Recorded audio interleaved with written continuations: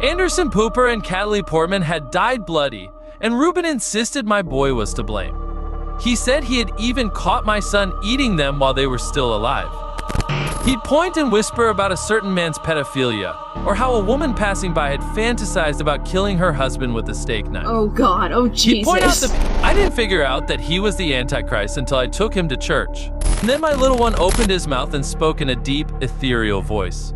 I am the voice of the enemy, you f***ing prick! Oh my God! I am the darkest secrets in your soul, the vile shadow that walks in your footsteps. I am everything you fear, the terrifying shade of your worst nightmare. Oh my God. Welcome to Horror Stories Animation. Yes, welcome. He's beautiful, angelic looking, 12 months old with blonde hair and big blue eyes. He's gorgeous. He's amazing. He's a monster. It started the moment he was born. I didn't know who my son's father was, as I had a revolving door of one-night stands, so it was just me, the nurses, and the doctor in the delivery room. An earthquake shook the area as my precious boy exited me. Hundreds of people died in the quake, but I didn't care. I fell in love with him the moment I saw him, fresh from my womb, covered in mucus and blood. The nurses agreed that he was the cutest thing that they had ever seen. They fawned over him for 3 days before I took him home, although they all made comments about his teeth. Apparently, it's not unheard of for infants to be born with a full set of teeth. Uncommon maybe, but not unusual. What was strange was the fact that his were a little more pointed than most. But that never mattered to me. It hurt nursing him though. The nurses assured me that he would learn not to bite soon, but he never did. He likes his milk bloody. The first few months were not eventful. I healed up just fine, and eventually my doctor cleared me to go back to work. My neighbor Sheila offered to watch my boy while I was working, and I agreed. Sheila had given birth to a baby girl a few months before I did, and her husband worked while she stayed home with little Annie. I didn't want to leave my son at all, but I knew I had to get back to work so I could provide for him. He cried the first time I left him. I cried too. I wanted to hold him, comfort him, be with him every second of every day, but I couldn't. The feeling of happiness I experienced when I picked him up was like no other. I had missed him so much, and he seemed to have missed me too. He was laughing and cooing and was just plain adorable. But Sheila seemed troubled. "Have you noticed that he's advanced?" she asked me after our joyous reunion. "What do you mean?" I asked, setting him down. He wandered a few steps away. "Look at Annie." She gestured behind her to her daughter, who was laying on her back on her play gym, batting at the toys hung above her. She just learned how to roll over and sit up, and he's walking already. That's not normal for a 4-month-old. "So you're saying there's something wrong with him?" I asked, letting a little anger creep into my voice. "No, nothing like that," Sheila said hurriedly. "Just, you may want to talk to the doctor about it." I lied and agreed that I would call the doctor. I couldn't afford a daycare center, so I had to rely on that woman to watch my son. I didn't want her kicking him out. Unfortunately, that happened a few months later after an incident. When the event first occurred, I believed my son to be innocent. He was just a baby. He couldn't have broken Annie's legs. I was irate that Sheila would even try to claim it was my boy's fault. I hurled accusations at her, claiming Annie had probably fallen off the bed due to Sheila not keeping a watchful eye. Now I know better. My son did hurt Annie, and though she was his first, she wouldn't be his last. One of my coworkers, Clyde, said his husband could watch my boy while I worked. Clyde and Ruben worked different schedules, and as long as my kid wasn't allergic to their 2 cats, it wouldn't be a problem. They wouldn't even charge me for it. Their 2 cats were dead a week later.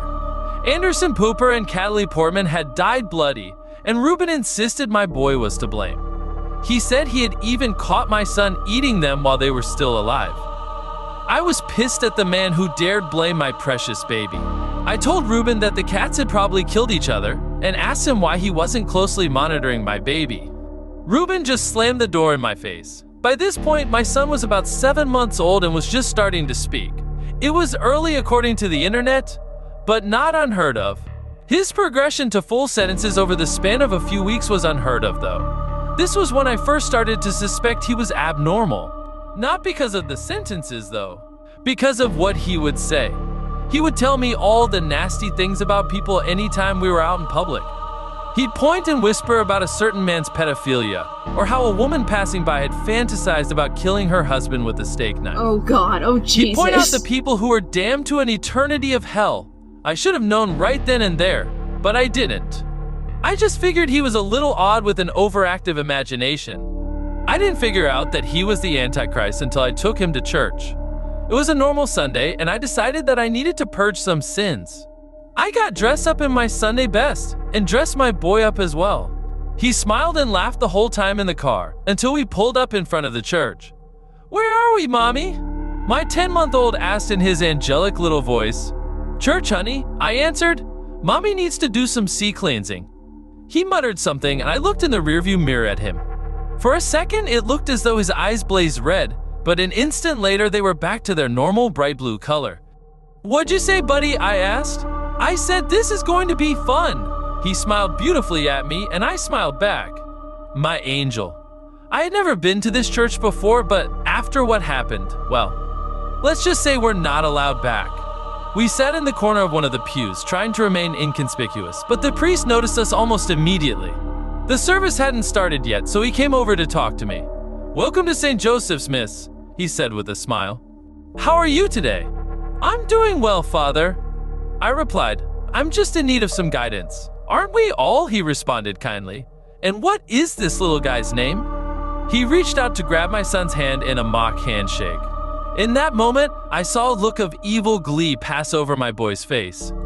He smiled, opened his mouth, and sank every one of his pointy little teeth into the priest's hand. The priest screamed in pain and yanked his hand away from my child, who laughed with blood-stained teeth. I was frozen with shock as the priest stared in horror at my little angel cradling his bloody hand. And then my little one opened his mouth and spoke in a deep, ethereal voice. I am the voice of the enemy, you f***ing prick! Oh my God. I am the valley of death. I am the violent man, the spoiler, the bloody and deceitful one, the profane wicked prince of Israel, the one who denies the Father and the Son. I am the darkest secrets in your soul, the vile shadow that walks in your footsteps. I am everything you fear, the terrifying shade of your worst nightmare. Oh my God. And I've come home. "Get out!" the priest screamed. "Get out now!" I grabbed my son and ran. Evil laughter ricocheted from every surface as I put my boy in the car, and it was a moment before I realized that it was coming from him. He looked up at me with a grin, and I found myself grinning back at him. He was so beautiful. My precious baby boy. That was the last major incident thus far. It's been an eventful year, to say the least. Now, some of you may be wondering if I'm going to stop him. And the answer is no. He's my baby, even if he is evil, and he is the light of my life. I would die for my boy, and I will protect him with everything I have in me. Prophecy says that he will come to power in the last hours of our world, and I believe it.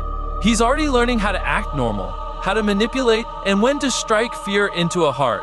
I guess I'm just trying to warn anyone who may be reading this. Be kind, go to church, repent, become a believer. Make things right between you and the Lord. Because the Antichrist is real, and he's coming for us all.